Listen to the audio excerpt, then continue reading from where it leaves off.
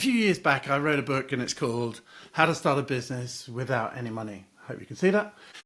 The purpose of writing this book was really because I'd been in business for, well, all my life. The difference between success and failure in my various businesses was really whether or not I acquired a customer. And there's all sorts of other things that happen: raising finance, buying cars, hiring people, renting offices. It's very complicated and there's a lot that you can do.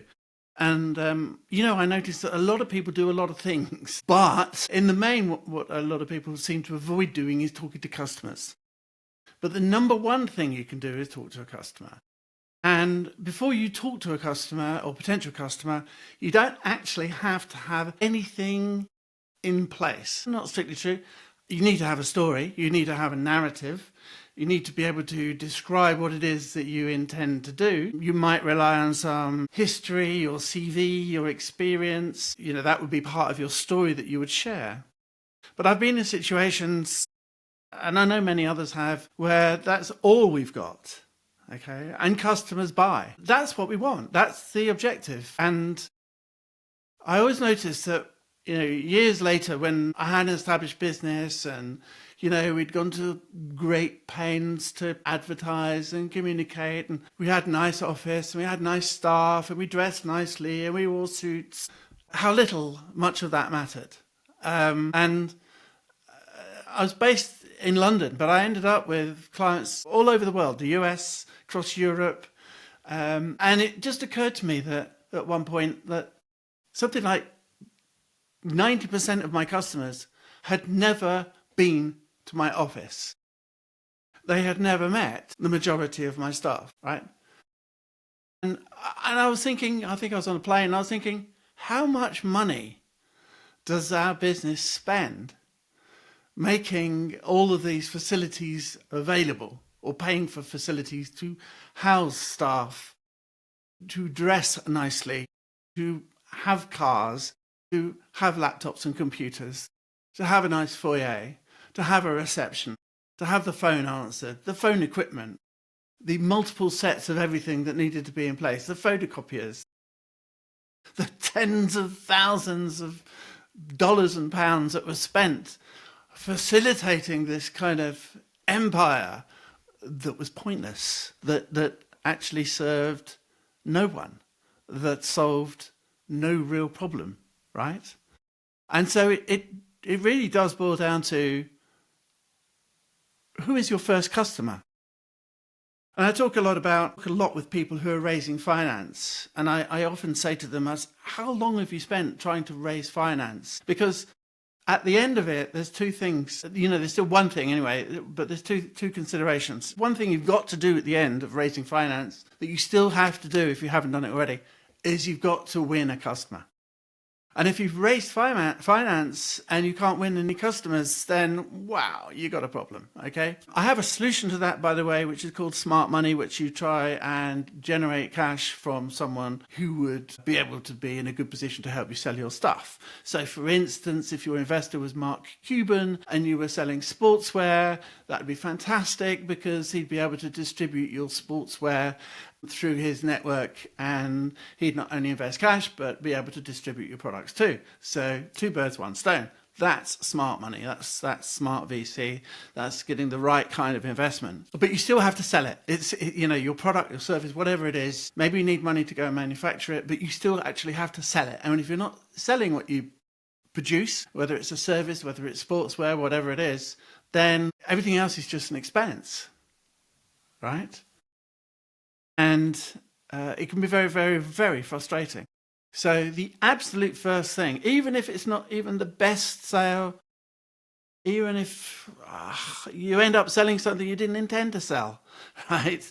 As I've been in a situation where I went in with my mindset, to sell one thing, or hoping they would buy, right, what I sold, right? And I came out and they'd bought something else. Well, do you know what? That's a win. That's a sale. I still weighed up whether I could do it. I weighed up whether I wanted to do it. And I decided, yes, I could do it. And yes, I would like to do it. And, in the cases that come to mind, I can think that those are situations that lasted years and years and years. And in fact, customized solution tailored for a specific customer is just the recipe for signing up long-term clients.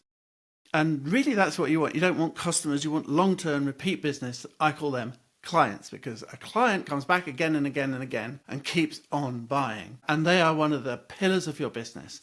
And if you're spending all of your time trying to win new customers, because all you ever do is sell one thing and then they're gone, that's actually a very expensive and tough business to be in. It can be done. There's lots of businesses that are in that way of doing business, but you'll notice that the really significant businesses tend to have lots of repeat clients. So there are sort of certain shapes of businesses I would prefer to be in, and they tend to be the service industries, and they tend to be where I can find repeat clients, or clients that will buy again and again and again, or the environment is such that when you make a sale, it's an ongoing purchase that the customer makes. And what I can tell you is, if you're looking for VC, venture capital, and you already have sales, wow, world now is your oyster. Now you can actually be a little bit more commanding and get what you want out of a deal. And the whole process goes a whole lot faster. So that's what I'm saying. You ultimately, you need to generate sales in any case. You need to find customers. Why not start by trying to find a customer, by talking to potential customers and delivering something small? It doesn't matter how big it is, because what's going to happen is, as soon as you start selling, as soon as you trade in the market, you will end up pivoting, right? What you thought you were going to sell and what you actually sell over time are going to be different things. Okay, they might well be related. It might be a really good place to start. The genesis is brilliant. Your genesis, your ideas are fundamental to the business and they'll stay with the business. But where you actually end up with or end up at is another place. And it's because when you like all good plans, when you introduce it to an actual customer and the customer says, yeah, okay, I like that, but I want it like this. I want it in that color. I want it in this size. I want it over here, not over there. I want it delivered over however, to wherever. You end up, it shapes the product, it shapes the service, it changes the way that you deliver your output, your results. And you would change it in order to, satisfy a customer and encourage them to pay. And of course, one of the things when you're in custom delivery and you're customizing something, I'm happy to say to a client, well, I know what you want. I can do what you want. I've done something very similar, but I haven't done that. It's not a stretch for me to do the thing that you'd like me to do. I can do it. That's really not a problem. Where I do have an issue is I need to fund it. And I can fund it, but I'd like you to invest with me in this process. I'd like you to put a little bit of money where your mouth is, because I don't want to end up, holding the baby, having developed something that you then look at and say, well, do you know what? I don't want it anymore. Time has passed, things change. I understand that. It's not even anyone's fault that you might not want it anymore. It might be that another solution's come along and I just can't afford to be left with that baby. However, I will match fund. I'll meet you halfway.